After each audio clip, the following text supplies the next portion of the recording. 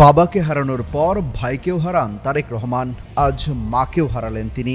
এরপর ফেসবুকে দীর্ঘ এক স্ট্যাটাস দিয়েছেন, সেখানে বেশ আবেগঘন বার্তায় লিখেছেন।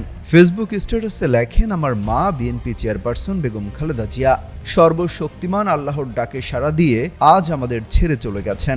ইন্না লিল্লাহি ওয়া ইন্না ইলাইহি রাজিউন। অনেকের কাছেই তিনি ছিলেন দেশনেত্রী, আপসীর নেত্রী, অনেকের কাছেই গণতন্ত্রের মা, বাংলাদেশের মা। আজ দেশ গভীরভাবে শোকাহত এমন একজন পথ প্রদর্শককে হারিয়ে, যিনি দেশের গণতান্ত্রিক পথযাত্রায় অনিঃশেষ ভূমিকা রেখেছেন। তারেক রহমান লেখেন, আমার কাছে খালেদা জিয়া একজন মমতাময়ী মা, যিনি নিজের সমগ্র জীবন উৎসর্গ করেছেন দেশ ও মানুষের জন্য।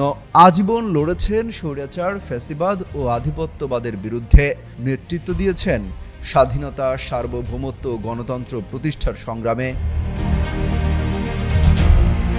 তারেক রহমান পোস্টে উল্লেখ করেন, ত্যাগ ও সংগ্রামে ভাস্বর হয়েও তিনি ছিলেন পরিবারের সত্যিকারের অভিভাবক, এমন একজন আলোকবর্তিকা যার অপরিসীম ভালোবাসা আমাদের সবচেয়ে কঠিন সময়েও শক্তি ও প্রেরণা জুগিয়েছে। তিনি বারবার গ্রেফতার হয়েছেন, চিকিৎসা থেকে বঞ্চিত হয়েছেন, সর্বোচ্চ নিপীড়নের শিকার হয়েছেন। তবুও যন্ত্রণা, একাকিত্ব, অনিশ্চয়তার মধ্যে থেকেও তিনি অদম্য সাহস, সহানুভূতি ও দেশপ্রেম সঞ্চার করেছিলেন পরিবারের প্রতিটি সদস্যের মাঝে।